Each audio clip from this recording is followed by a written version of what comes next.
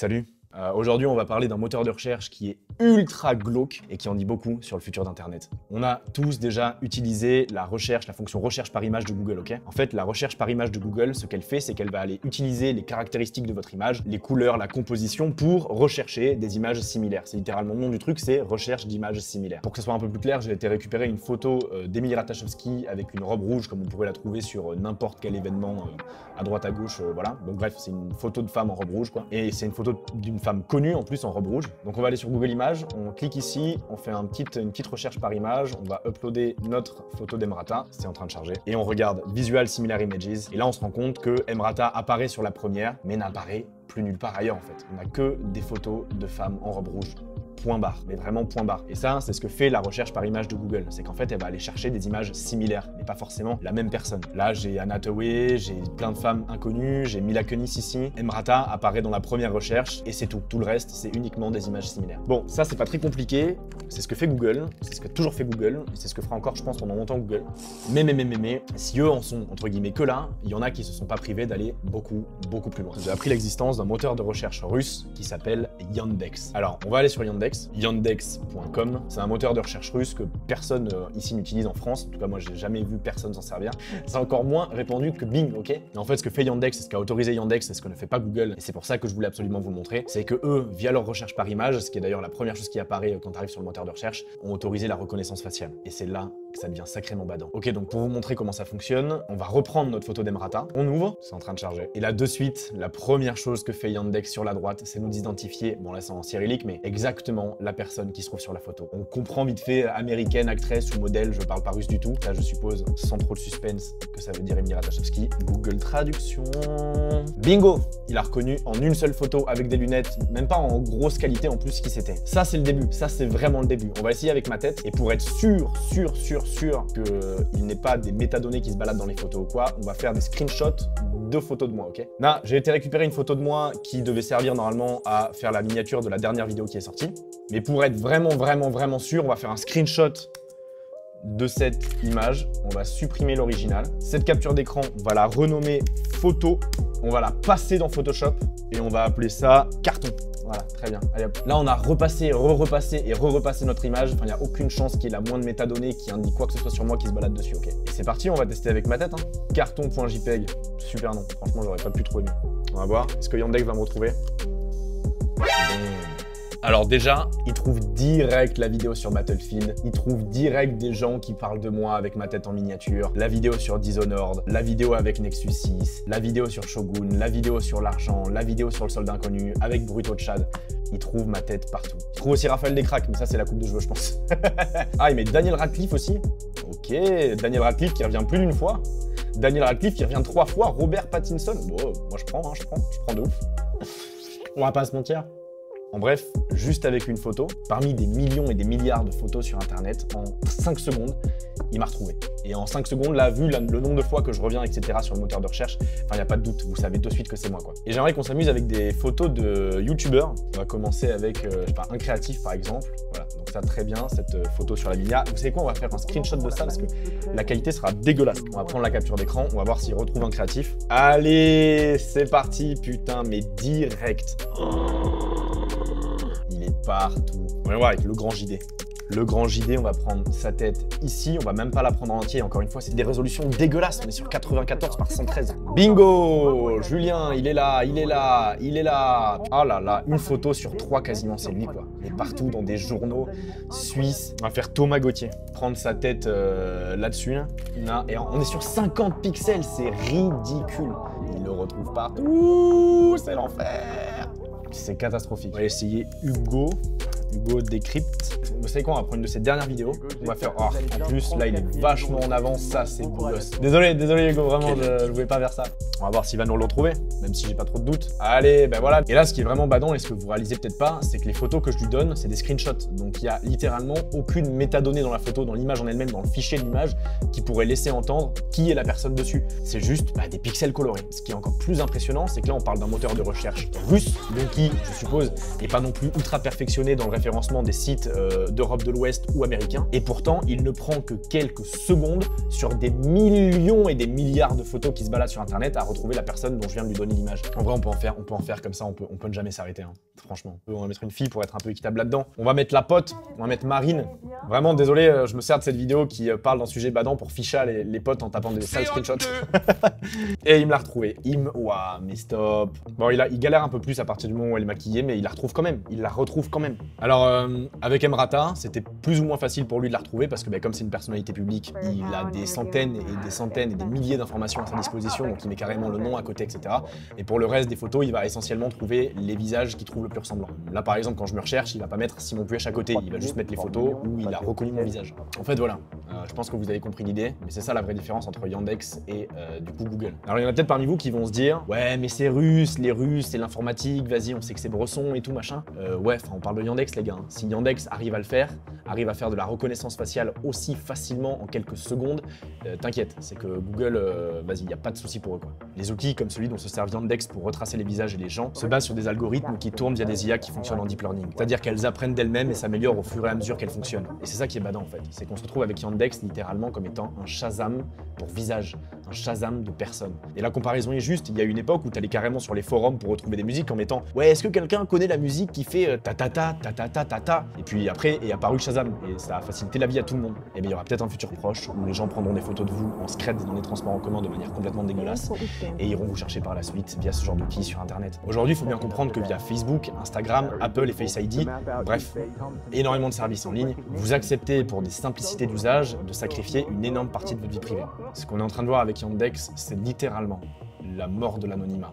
Vraiment. Il y a même plus fort que Yandex, mais je peux pas m'en servir, c'est findclones.ru. C'est carrément un site qui va aller vous retrouver les réseaux sociaux des gens que vous lui avez montrés.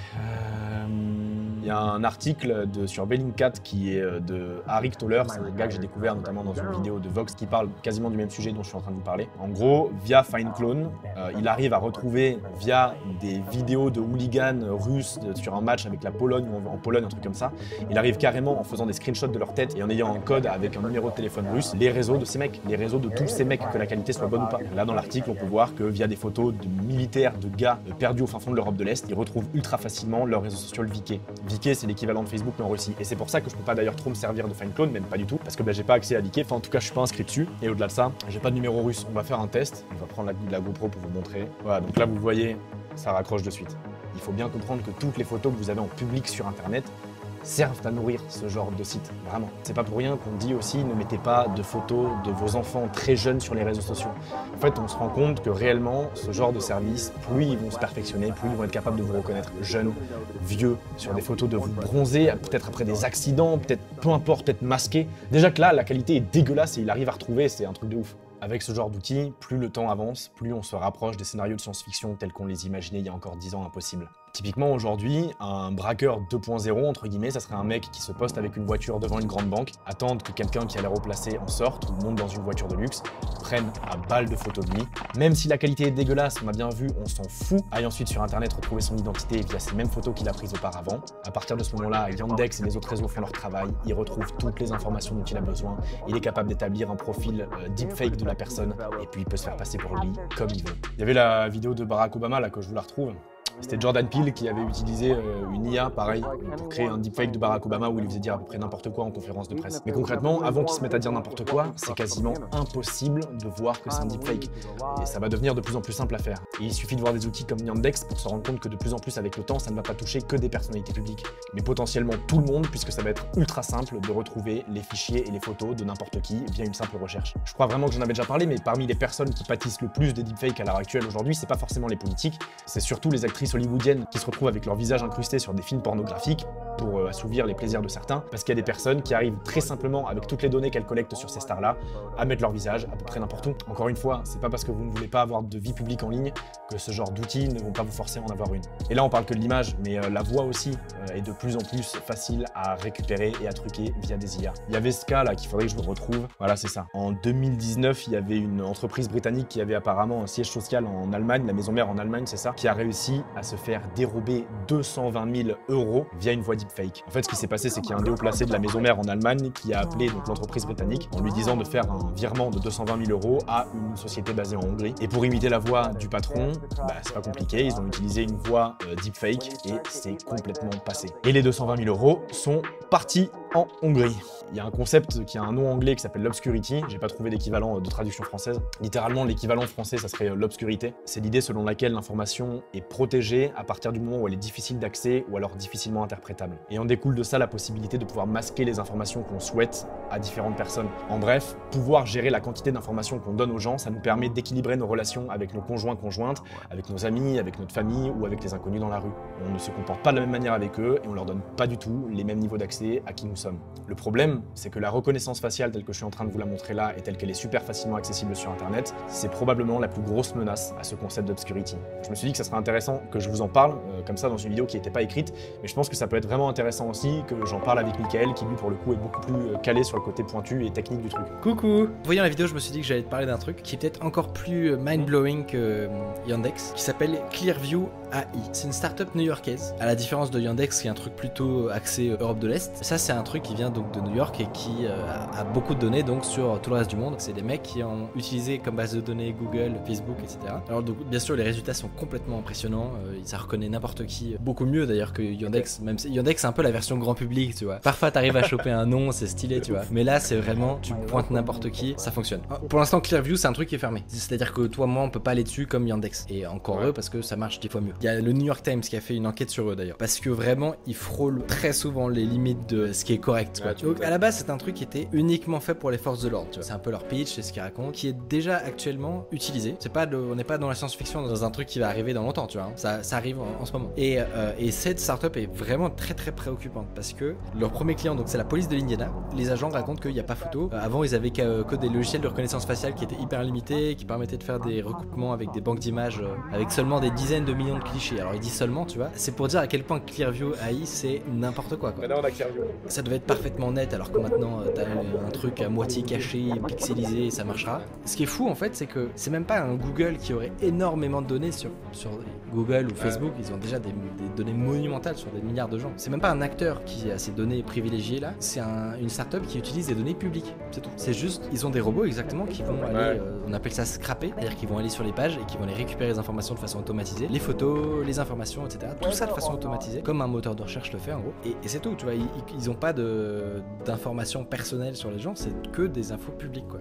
Et ça marche très bien. Au début, ils disaient que c'était que juste pour les forces de l'ordre, mais donc BuzzFeed qui a fait aussi une enquête dessus s'est rendu compte qu'il y avait des centaines d'entreprises qui avaient déjà eu accès à ce truc-là, qu'il y a eu des centaines de milliers de requêtes qui ont déjà été faites. Il y a déjà Walmart, Best Buy, la Banque of America, la NBA, des chaînes de casinos de Las Vegas qui ont utilisé ça. Et que c'est aussi, ça a été aussi ouvert à quelques investisseurs, etc. Comme d'habitude, au début, on dit c'est que pour un cas très précis, et puis après, ça grignote, et à la fin, donc ça donne ça. Ça a déjà permis à un riche milliardaire de trouver l'identité d'un inconnu qui dînait avec sa fille. Un policier a pu identifier un prédateur sexuel absent des bases de données officielles, mais dont le reflet du visage apparaissait dans un miroir sur une photo prise par quelqu'un dans une salle de gym. C'est à quoi ça me fait penser? Ça me fait penser tu sais, aux vieux épisodes d'NCIS où ils font zoom 800 fois sur une photo de caméra de surveillance qui est en 8 pixels par 8 pixels. C'est ça, mais en vrai.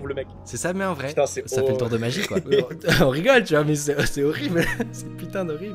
C'était sûr que ça allait arriver. C'était sûr que ça allait arriver. Pourquoi? Parce que t'as deux choses qui se passent en même temps. T'as d'un côté, tout le monde publie des photos de soi partout, première chose. Et deuxièmement, on a aujourd'hui les bases de données qui sont monumentales de milliards de personnes, de une photo avec un nom à côté. Donc avec ces deux composantes-là, c'était évident que ça allait arriver un jour ou l'autre. L'application, en gros, elle va te retrouver le nom de la personne, plus son poste, des détails sur sa vie, etc. Parce que ça va faire des recoupages automatiques. Alors pour le côté positif, tu vois, forcément, on te vend toujours le truc en mode, au final, ça va permettre de résoudre des problèmes. Par exemple, ça a permis de retrouver des fraudeurs, des voleurs à l'étalage, des pédophiles.